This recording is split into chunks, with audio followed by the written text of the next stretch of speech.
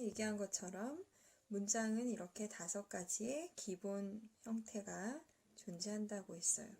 자, 이러면 기본적인 문장 형태의 중심이 되는 각각의 색깔의 동사들이 존재한다는 거고, 각 문장 하나에는 동사는 하나밖에 존재할 수가 없다. 즉, 인간으로 심장은 하나밖에 있을 수가 없죠. 각각의 심장이 동사가 되기 때문에 어떠한 동사가 왔느냐에 따라서 다음에 오는 형태들이 정해져 있더라.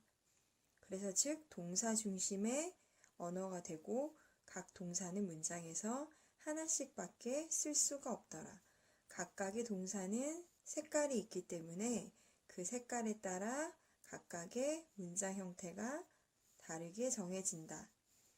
그래서 예를 들어서 빨간색 동사인 경우에는 우리가 I sing 이라고 나는 노래한다 라는 문장에서 sing이라는 동사를 쓰면 I sing으로 끝날 수 있죠.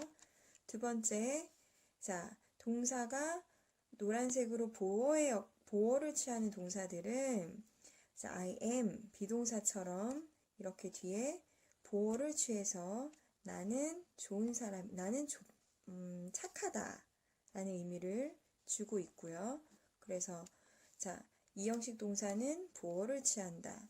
자, 3형식 동사는 I like, 좋아한다 라고 했을 때 누구누구를 해당되는 색깔을 다르게 합시다.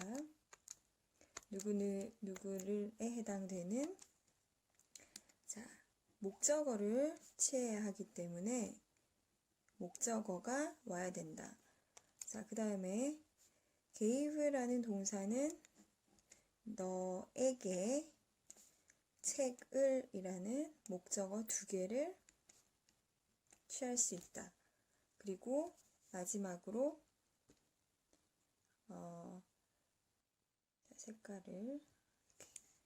색깔을 바꿔서 made라는 동사는 나를 이라는 목적어와 행복하게 라는 목적 보호를 가져와서 나를 행복하게 만들어준다 라는 의미로, 즉 동사가 어떤 동사를 썼느냐에 따라서 뒤에 따라 나오는 형태들이 달라진다 라는 걸 설명하기 위해서 동사의 5가지 형태를 이렇게 표현을 해봤습니다.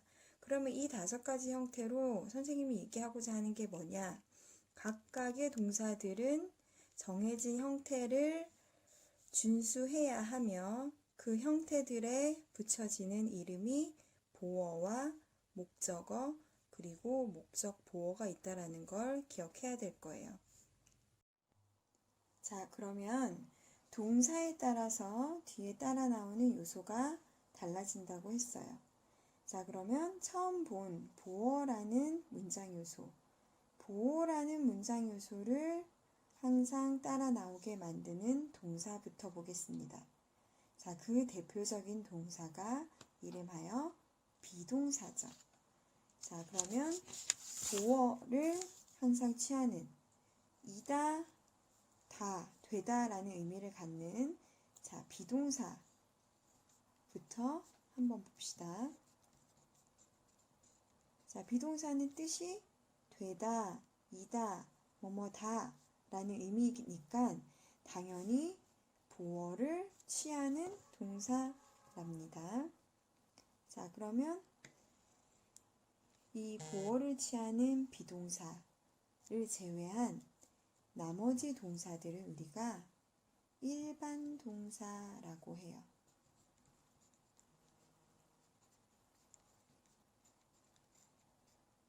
줄이 조금 안 맞지만, 자, 그러면 비동사는 보어를 취하는 동사, 즉 소위 우리가 2형식 동사라고 하고 나머지는 다 일반 동사라고 하는 거예요. 그러면 일반 동사에는 1, 2, 3, 4, 5형식을 취하는 동사들이 다 들어있겠죠.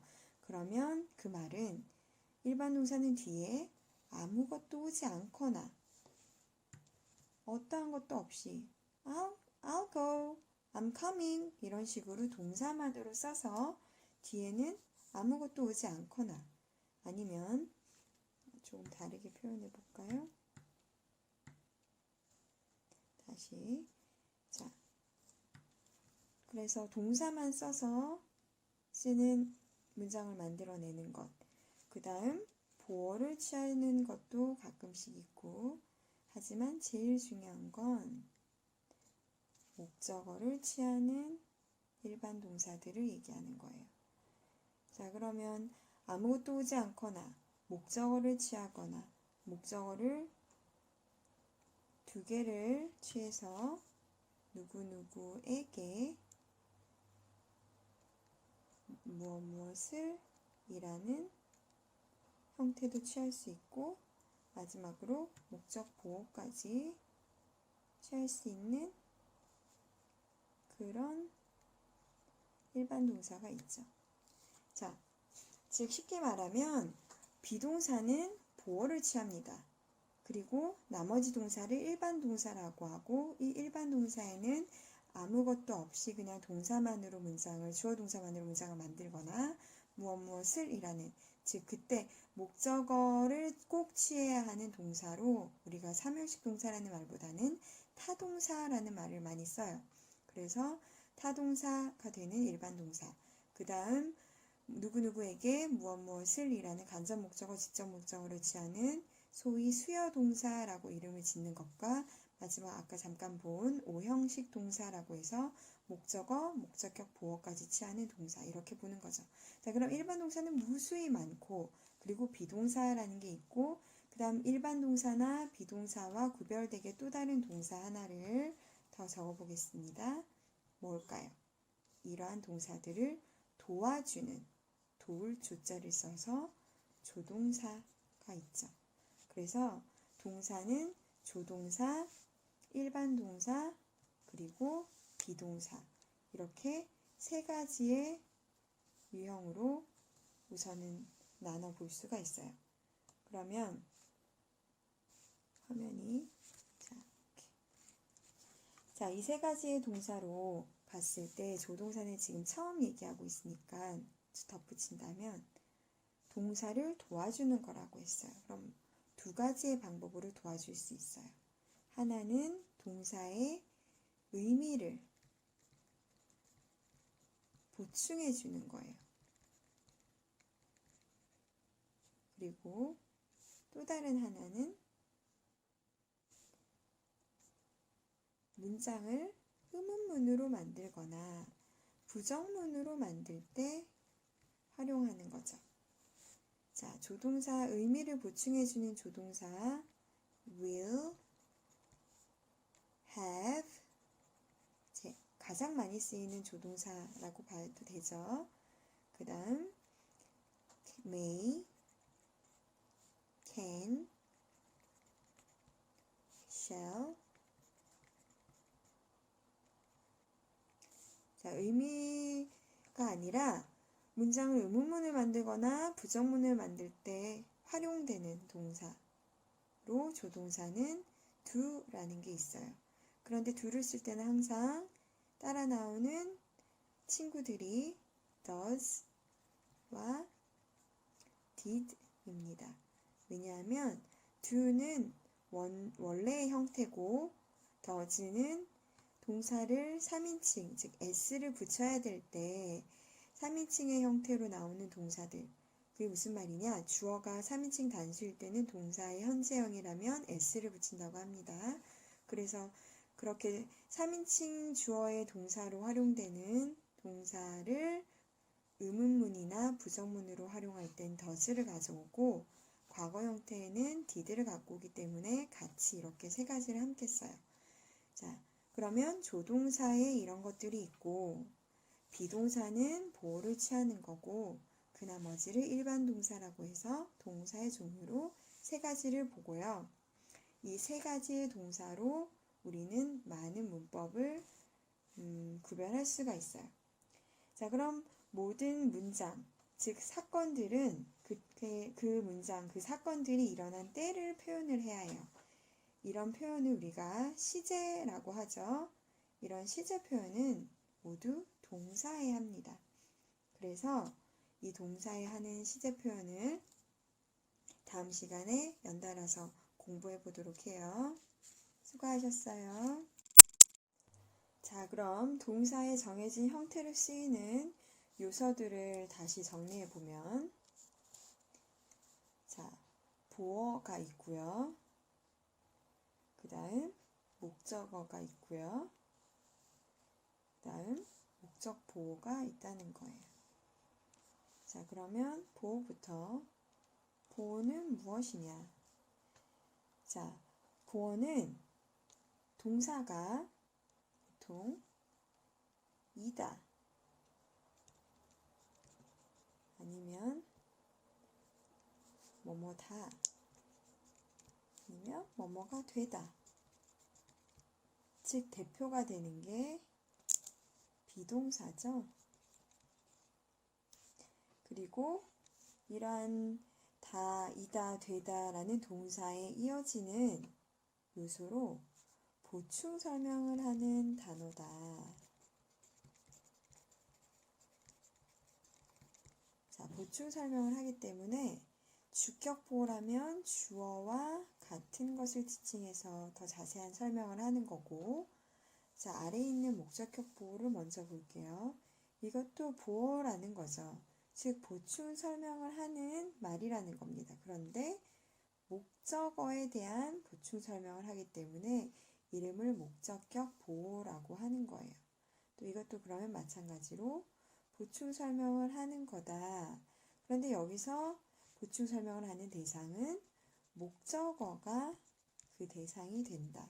그래서 이름을 목적격 보호라고 합니다. 그래서 목적어의 보충 설명을 하는 거라서 목적격 보어라고 하고, 마지막 하나 남아있는 목적어는 우리가 알다시피 우리말에서도 목적어를 지칭하는 거는 조사, 뭐뭐을,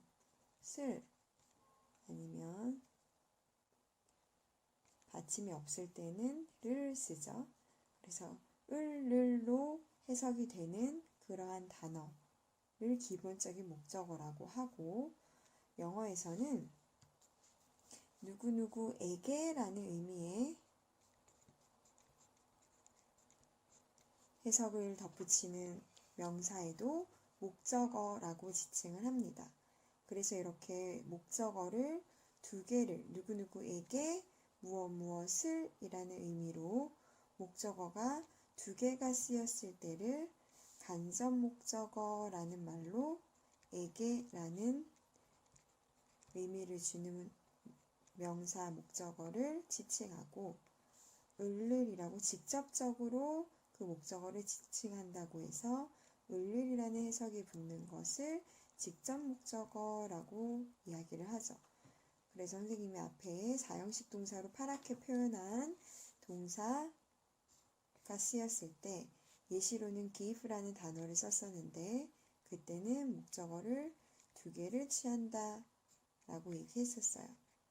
그리고 특별히 이 첫 번째 자리에 오는, 즉 먼저 오는 게 이 간접 목적어, 누구누구에게 라는 의미를 주는 목적어가 먼저 오고, 두 번째 목적어가 무엇무엇을 이라는 직접 목적어, 즉 보통의 삼형식 동사라고 하는 타동사, 즉 초록 색깔로 표현했던 그런 동사의 목적어로 해석이 되는 을을의 해석을 받는 것을 두 번째 목적어로 써서 이렇게 사형식, 즉 파란색으로 표시한 동사의 형태도 가능하더라.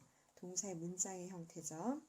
그리고 마지막 보라색으로 표현했던 오형식 동사에선 목적어가 쓰이는데 그 목적어를, 이 목적어에 대한 보충 설명을 해주는 거라서 목적격 보호라고 표현을 한다는 거죠. 그러면 문장을 만들 때 제일 중요한 주어와 동사, 즉 하나의 주어에는 하나의 동사밖에 올 수가 없어요. 그래서 주어와 동사로 문장을 이루는데 이 동사에 따라서 뒤에 나오는 요소들이 달라진다. 그래서 이 요소들을 지금 봤고요. 문장 요소를 이렇게 구체적으로 보는 것은 문장의 해석을 할 때 당연히 도움이 되는 정보일 뿐만 아니라 각각의 문장의 요소에 쓰일 수 있는 단어가 정해져 있다는 거예요. 그렇기 때문에 우리가 처음 단어를 설명할 때 선생님이 품사를 얘기했었죠.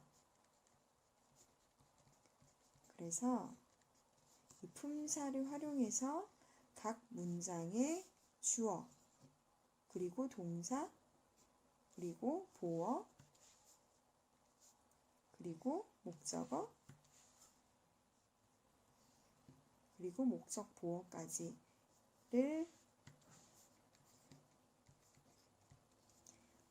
활용할 수 있는 품사가 정해져 있다라는 걸로 연결해서 공부를 해야 될 거예요. 자, 지금 먼저 언급을 하면 주어부터 봅시다. 주어는 문장의 주체가 된다고 했어요. 자, 그래서 만약에 문장 하나를 놓고 주인이 되는 주어에 이제 동사가 쓰이는 거죠. 이 동사가 무슨 동사냐에 따라서 뒤에 따라 나오는 형태가 달라진다고 했어요. 자, 그럼 이 주어, 문장의 주체가 되는 이 위치에 쓰일 수 있는 단어는 그 단어의 형태는 무엇이냐? 그것이 바로 명사라는 거예요. 명사. 자, 그래서 주어에는 명사라는 품사를 가진 단어만 쓸 수 있습니다. 자, 명사라고 하면 당연히 대명사도 포함하는 겁니다. 명사의 한 종류일 수 있지만 우리가 따로 명사를 대신하는 명사로 대명사, pronoun이라 선생님이 PN으로 썼어요. 이 대명사도 당연히 명사의 성질을 갖고 있기 때문에 주어를 쓸 수 있어요. 즉 명사가 주어가 될 수 있습니다. 그러면 동사는 뭐가 될 수 있을까요? 이름도 심지어 문장 요소에서도 동사이고 품사도 우리가 동사라고 하죠. 그래서 여러분들이 동사는 품사에도 동사고 문장에서 동사를 찾아보세요 라고 할 때 문장의 요소로, 문장 속에서의 역할로도 동사라고 지칭합니다. 자, 그러니까 다른 건 다 주어, 보어, 목적어, 목적격 보어라고 하지만 동사는 동어라고 하지 않고 그대로 그냥 동사라고 얘기해요. 그래서 그만큼 우리가 좀 항상 신경 써서 살펴봐야 될 것이고요. 그 다음에 따라 나오는 보어를 봅시다. 그러면 보어가 될 수 있는 것은 무엇일까? 자, 여러분이 생각했을 때 보어라는 거는 이다, 뭐뭐다, 뭐뭐가 되다 라는 의미 뒤에 오는 거라고 했어요. 그러면 무엇이다 라고 할 때 나는 선생님이다 라고 할 땐 선생님이라는 명사를 씁니다. 당연히 명사가 오면 선생님이 대명사도 된다고 했어요. 그런데 나는 예쁘다, 나는 행복하다 이런 식으로 뭐뭐 하다 라는 의미를 줄 땐 우리가 행복한 happy, 나는 뭐 키가 큰 이런 tall 이런 식의 형용사를 써서 우리가 문장을 표현할 수도 있습니다. 그래서 보어에는 명사뿐만 아니라 형용사를 써서 문장을 표현할 수 있어요. 자, 목적어는 뭐가 올 수 있느냐? 명사가 올 수 있어요. 당연히 대명사도 올 수 있죠. 그러면 보시다시피 문장의 가장 핵심은 주어와 동사라고 했고 주어로 쓰이는 건 명사, 동사로 쓰이는 건 동사. 그럼 주어 동사, 즉 명사 동사만 잘 알아도 문장을 여러분들이 한 50%는 잘 쓸 수 있어요. 그러면 이 동사에 따라서 쓰일 수 있는 게 보어라고 했으니 동사에 보어를 취해야 되는 동사를 썼을 때는 보어사리에 오는 명사 또는 형용사를 쓴다는 거죠. 아니면 목적어를 취해야 되는 문장은 명사를 쓴다는 거죠. 즉 품사에서 가장 많이 쓰이는 게 한마디로 명사와 동사, 그리고 보어에 쓰이는 형용사입니다. 자, 그러면 명사, 동사, 형용사가 문장에서는 꼭 필요한 요소로 쓰이고요. 거기에 추가로 우리가 언제 어디서든 하나를 붙여도 되고 안 붙여도 되고 100개를 붙여도 될 수 있는 수식어라고 해서 이 수식어로 형용사와 부사, 즉 전치사를 또 활용한 전치사 다음에 명사형인 부사구 이런 식으로 많은 표현들을 여기다 덧붙일 수 있죠. 그러니 팔품사 중에서도 명사, 동사, 형용사 이 세 가지를 가장 중심으로 공부를 하시고 그 다음 수식어인 형용사와 부사를 추가로 공부하시고 그 다음에 부사에 포함될 수 있는 부사절에 나올 수 있는 전치사구 그 다음에 복합문에 쓰일 수 있는 접속사, 감탄사 이렇게 연결해서 공부를 하시면 품사도 사실 그렇게 어렵지 않게 되는 거예요. 자, 그러면 여러 가지 품사가 있지만 다시 한번 얘기합니다. 제일 많이 쓰이기 때문에 가장 익숙하고 그래서 가장 중요하다고 생각할 수 있는 품사는 즉 동사와 명사라는 거예요. 자, 그러면 다시 명사는 어디 쓰일 수 있다고요? 주어가 될 수 있고 보어가 될 수 있고 목적어가 될 수 있다는 겁니다. 그러면 독특하게 보어 자리에는 형용사까지도 쓸 수가 있다는 거를 배웠으니 이제 하나 남은 목적격 보어를 봅시다. 자, 목적격 보어는 이름하여, 이름이 목적격 보어이죠. 그러니까 목적격 보어도 보어인 거예요. 보어. 그러면 보어인데 목적격 보어는 뭐를 보충해 주는 거다? 그렇죠. 목적어를 보충해 주는 거다. 즉 목적어와 동일시 될 수 있는 그러한 내용입니다. 자, 그러면 목적어와 동일시 될 수 있는 목적격 보어는 어떠한 품사를 쓸 것 같아요? 목적격 보어니까 아까 우리가 보어로 쓸 수 있는 품사는 뭐가 된다 그랬죠? 그렇죠. 명사. 명사는 어느 때나 다 쓰이죠. 또 뭐요? 그렇죠. 보어에만 유일하게 쓸 수 있는 필수 요소로는 형용사가 된다고 했어요. 형용사는 명사를 수식하는 주된 역할이 있지만 이렇게 보어라는 필수 요소로 활용될 수 있는 그런 품사예요. 그래서 명사와 형용사가 보어로 쓰일 수 있어요. 그런데 목적격 보어이기 때문에 이 친구는 명사와 형용사뿐만 아니라 동사의 원형도 쓸 수 있다는 그런 특이점이 있어요. 그래서 목적격 보어를 취하는 동사들을 우리가 오형식 동사 아니면 목적어, 목적 보어를 취하는 동사 이런 식으로 구별해서 쓰는 겁니다. 자, 그 말이 어렵다면 이 말은 들어보셨을 거예요. 사역동사 들어보셨죠? 아니면 지각동사. 자, 사역동사와 지각동사를 포함한 오형식 동사들을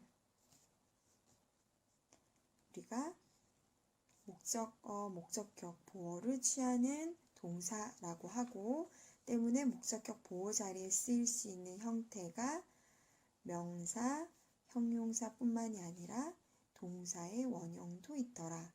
이게 독특하기 때문에 선생님 아까 문장에는 동사가 하나밖에 올 수 없다고 했잖아요 라고 했기 때문에 여기서 오는 동사가 되게 특이점이 되는